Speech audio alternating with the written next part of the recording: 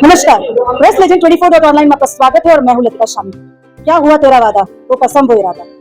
एक पत्नी जो अपने पति की उस कसम और वादे को निभाने की कोशिश में है, खोला है वृद्धाश्रम। परंतु जानेंगे थोड़ा सा उनसे कि किस तरीके की उनकी रणनीति है आगे। आइए बने रहिए मेरे साथ। मैम नमस्कार, मैं हूं लतिका शामी। बड़े तकलीफ से आपने एक बात को कही, आंखों में आंसू तो है, परंतु ये बहुत बड़ी तपस्या है। क्या ये आश्रम के बारे में ही क्यों सोचा आपने कि ये खोलना चाहिए, जरा थोड़ा संक्षेप में बताइए। मैडम, आश्रम के बारे में इसलिए सोचा है कि आजकल बच्चे लोग पढ़े लिखे रहते हैं तो माँ बाप की सेवा करना बहुत करते नहीं है, उनको छोड़ के जाते हैं, उनके लिए कोई करने वाला नहीं रहता है, तो वो अपने बच्चों की इंतजार करते रहते हैं कि मेरे बच्चे आए, मेरा हमारा सेवा करे, ये सब इंतजार करते रहते हैं मैडम। इसलिए लोगों की तकलीफ, अपनी तकलीफ देख के मैंने यह आश्रम खोला है मैडम। आश्रम खोला है, एक व्यक्ति भी उसमें पंजीकरण किया है, परंतु सवाल वही है कि उन बच्चों का, जो बच्चे अपने माँ बाप को छोड़ के जाते हैं, आश्रम बिना सैलरी के, बिना अमाउंट के तो नहीं चल पाता। परंतु आपने कहा मेरे पास में 5 घर हैं, मेरे पति ने मेरे लिए सब करके गए हैं, परंतु जो दिनचर्या है, जो 5 लोगों को पालना है, सब करना है, प्रशासन तक तो आपकी आवाज पहुंचाने जरूरी है। बिल्कुल मैडम, मैं भी चाहूंगी प्रशासन को मेरी आवाज सुने। और जो बेचारे बाहर भी पड़े हैं, रोड में पड़े हैं, प्रशासन मुझे देनगी देता है, लोग देनगी देता है, तो वो भी मेरे आश्रम में आके रहे। आपने अपना जो एक एप्लीकेशन होता है माननीय नरेंद्र मोदी सर तक पहुंचाने की कोशिश की कि नहीं? नहीं मैडम, मैंने की नहीं। क्यों नहीं की? मैडम मेरे को देखिए, मैंने आश्रम तो खोला है, बट आश्रम के बारे में मैं भोलेपन से काम कर रही है, मुझे इतना आइडिया नहीं हो रहा है। मैं अभी फील्ड में निकली है, तो मैं नरेंद्र मोदी को पहुंचाने के लिए जरूर कोशिश करूंगी। मैं आपका मीडिया है, पत्रकार है, आप पहुंचाइए। अब ये बताइए, ये तो हो गई कि आपने उनको नाश्ते से लेके, जो आपके डॉक्यूमेंट्स में लिखा है, नाश्ते से लेके खाने से लेके सब कुछ आप देते हैं, परंतु उनकी सुरक्षा को लेके कोई इंतजाम? सुरक्षा के लिए मैंने, जैसा अभी उनको कुछ वॉचमैन है, कोई है, मतलब जैसा मैं कुछ सुरक्षा करते हैं, चारों तरफ से सीसीटीवी लगा हुआ है, कोई बाहर का लोग ना आए, उनको तकलीफ ना दे, उसके लिए मैं 24 घंटा देखती रहती है, रात में उठ के देखती रहती है। ये सब मेरा काम है मैडम, सुरक्षा तो मैं खुद करती हूँ उनकी। ये बताइए कि आपके आश्रम तक पहुंचने के लिए सबसे इजी क्या है? आपका नंबर तो आपने दिया, सब कुछ दिया है, लेकिन अगर उनके पास पैसे नहीं है और उनके पास कुछ भी नहीं है और वो फिर भी आपके पास आते हैं, तो क्या आप उनसे स्नेहपूर्वक तरीके से उनको आने के लिए वेलकम करेंगे? हाँ मैडम, बिल्कुल। जरूरी नहीं उनके पास पैसे हो? नहीं, जरूरी नहीं उनके पास पैसे, पर मेरे से जो आते हैं मैं वेलकम करूंगी, मेरे से जितना होता है वही हिसाब से काम। लेकिन आपने कहा था कि 5,000 10,000 जो भी अपन दे सकते हैं, लेकिन अगर वो भी काबिल नहीं है, वो भी काबिल नहीं है तो वो भी रह सकते हैं, बट हाँ वो भी रह सकते हैं, बट जो काबिलियत है तो उनको गोद लेके उनका काम कर सकते हैं। जैसे अभी पैसे वाले लोग हैं, तो कोई बेचारा है, तुम लोग मंदिर में देते हो, इधर देते हो, तो उससे अच्छा जीवित आदमी के लिए पैसे दे दो ना। जीवित आदमी बेचारा 4 दिन खाना खाएगा तो जिएगा, तो उसका आशीर्वाद लगेगा। हम तो मंदिर इसलिए बनाते हैं कि खाली 1 दिन घंटे 1 तास के लिए जाए और पूजा करे, बट जीवित आदमी 24 आवर्स रहता है, तो इसलिए 24 आवर्स रहता है, तो उसके लिए लोगों ने सोचना चाहिए कि हम सबसे ज्यादा आश्रम में जो बेसहारा लोग हैं उनको ध्यान दे, ये सोचना चाहिए। तो आपने सुना, बेसहारा जो माँ बाप है, कहाँ गया वो समय जब हम माता पिता को कहते थे कि आपके कदमों के नीचे जन्नत होती है? गया वो समय, परंतु एक कोशिश एक पत्नी की अपने पति के उस वादे को निभाने की है कि तुमसे मैंने वादा किया है कि तुम तो चले गए, लेकिन तुम्हारी धरोहर तो मैं छोड़ने की कोशिश नहीं कर रही हूँ, मैं उसे बनाने की कोशिश कर रही हूँ और बना के रहूंगी। क्यों ना हम मिलके, नागपुर के रहवासी नहीं, मैं इंडिया के हमारे हर उस बेटे से कह रही हूँ, उस बिटिया से कह रही हूँ जो इस वक्त मुझे देख रहे हैं, अगर हो सकता है तो कुछ आप भी यहाँ पर डोनेशन दे सकते हैं और मिसेस पॉल की, वर्गीस पॉल की मदद करें, ताकि वो अपने पति के वादे के साथ साथ आपके माँ बाप को भी सुरक्षा प्रदान करें। तो बस इसी बात को बरकरार रखते हुए प्रेस लेजेंड 24.online को लाइक करें, सब्सक्राइब करें, बेल आइकन डेफिनेटली दबाना ना भूले। With cameraman Vivek, I am Latika Shami, editor in chief of press legend 24.online। Thank you so much. Baranagar से साकोली से मेरा बेटा है और मैं मुंबई में रहती थी। मुंबई से मैं आके नागपुर में अपना वृद्धाश्रम चालू किया है। वृद्धाश्रम इसलिए चालू किया है कि आजकल बच्चे लोग माँ बाप का बराबर सेवा नहीं कर रहे हैं, माँ बाप को बराबर देखभाल नहीं कर रहे हैं। आजकल पढ़े लिखे लोग रहते हैं, पढ़े लिखे लोग सारे बाहर रहते हैं और वृद्धा लोग पूरे घर में रहते हैं, उनको बराबर खाने का सुविधा नहीं देती है, वो खाने के लिए तरसते हैं। इसकी वजह से मेरे मन में इच्छा आई कि मैं वृद्धा लोगों के लिए कुछ सेवा करूँ, उनको कुछ जरूरत है, उनके लिए मैं काम करूँ। तो मेरा जो वृद्धा आश्रम है, मैंने फरवरी में काम किया है। फरवरी महीने से मैंने रोज रात दिन संघर्ष कर रही थी। मेरे पति की डेथ तो 2 साल हो गए, उनकी हुई है, तो 2 साल से पहले अपने पति से मैंने प्रॉमिस किया था कि मैं तुम्हारे नाम से वृद्धाश्रम में चालू करूंगी, तो मैंने उनके नाम से वृद्धाश्रम चालू कर दिया है। तो मैं जितना भी हो सकता है, जैसे अभी सिंगल माँ बाप है, इच्छा अनुसार मैं लेके जाऊंगी, स्वतंत्र जिंदगी उनको देने के लिए कोशिश करूंगी। उनका जो माँ बाप का जो प्यार है, बच्चों का प्यार है, मैं वो देने की कोशिश करूंगी, क्योंकि मैं सिंगल लेडी है। सिंगल लेडी होने के बाद अपने बच्चों के लिए आश्रम मैंने चालू किया है और मैं चाहूंगी कि मेरे आश्रम में लोग आए और जितना हो सकते हो अच्छे से फायदा उठाए, क्योंकि आजकल बच्चे लोग पढ़े लिखे होने के बाद दोनों पति पत्नी जॉब करते हैं। माँ बाप पूरे बच्चे का इंतजार करते हैं कि मेरे बच्चे आएंगे और हमारे साथ बातें करेंगे, बट वो भी ऑलरेडी थके खाते रहते हैं। बेचारे उनके वृद्धा लोगों की इच्छा ऐसी रहती है।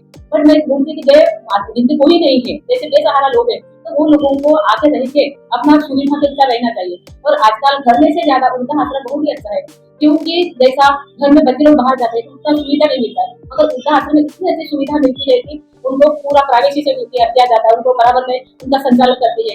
अभी हमारे मेरे वृद्धा आश्रम में एक सुनील वानखेड़े करके अभी एडमिशन लिया है, वो हमेशा उनकी तबियत बराबर नहीं थी, बट मैं उनको समय समय पर उनको गर्म पानी देती हूँ, उनको नाश्ता देती हूँ, खाना देती है, मुझसे जितना होता है मैं वो करने की कोशिश करती है। तो मैं चाहूंगी कि मेरे आश्रम में जिनको भी जरूरत है वो आए और ज्यादा से ज्यादा लोगों की सेवा लेने की कोशिश करें, क्योंकि आज की दुनिया, आज का ये ऐसा ही कंडीशन है कि हम एक दूसरे को सब बिजी रहते हैं, इसलिए आजकल उनका समाज के गरीब, जरूरतमंद और असहाय बुजुर्गों की सेवा के लिए पॉल स्नेहाश्रय ट्रस्ट द्वारा संचालित स्नेहाश्रय प्रेम परिपूर्ण वृद्धाश्रम समाज सेवा का एक उत्कृष्ट उदाहरण बन गया है। आश्रम का उद्घाटन 28 फरवरी 2025 को हुआ था और संयोगवश पहला ध्वजारोहण कार्यक्रम 15 अगस्त को पूरे उत्साह और श्रद्धा के साथ संपन्न हुआ।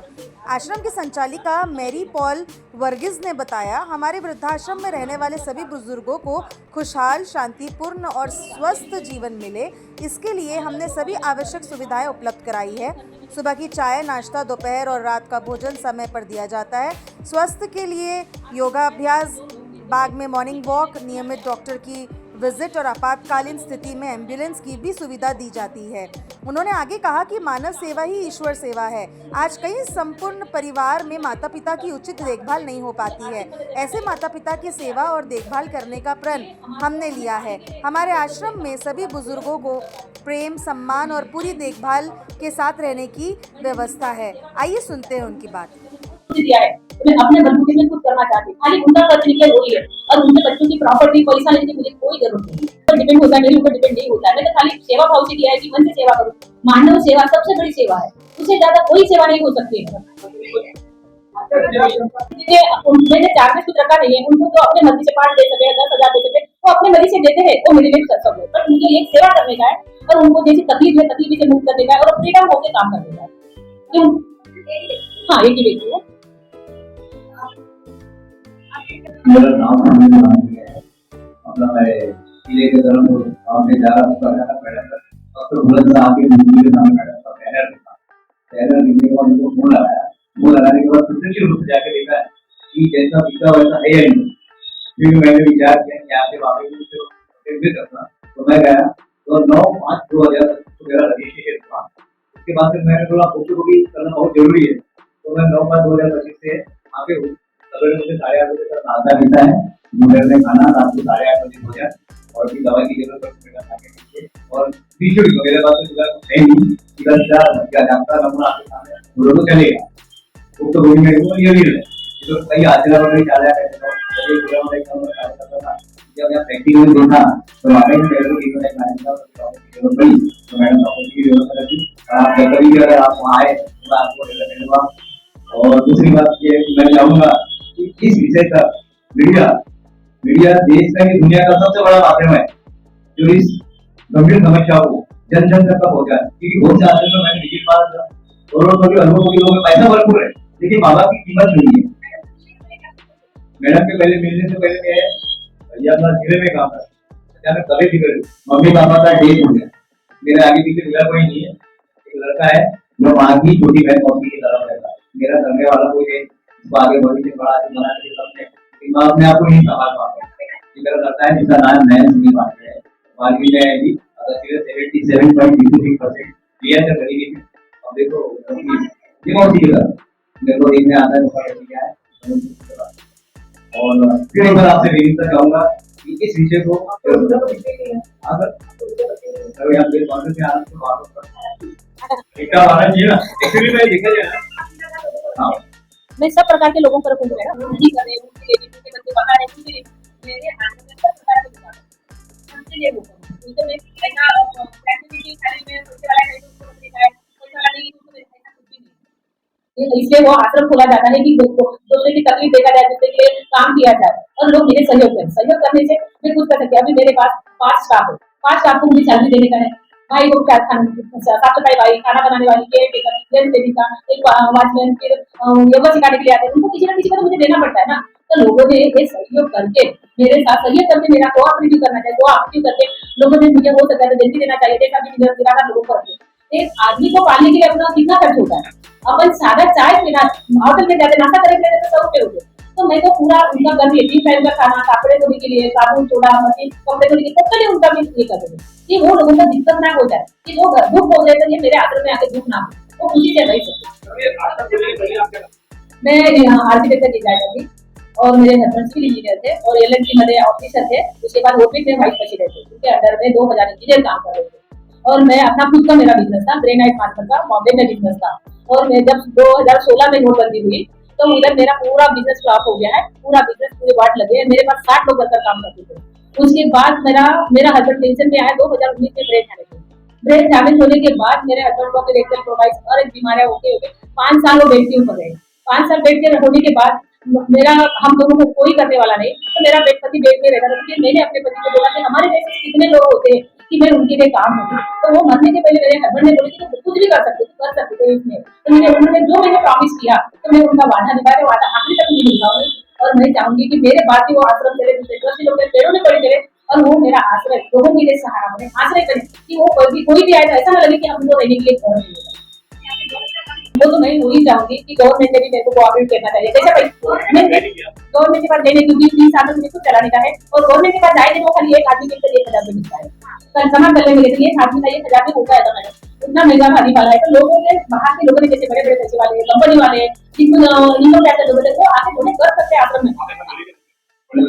मैं मिली है, मेरे किसी का मेंटालिटी ऐसा नहीं है कि वो डोनेशन देकर के नेता लोगों को बोलिए, अपना लोगों को मिली, किसी का मेंटालिटी नहीं, किसी को पैसे देते हो, मंदिर में पैसे देते हैं तो मंदिर पत्थर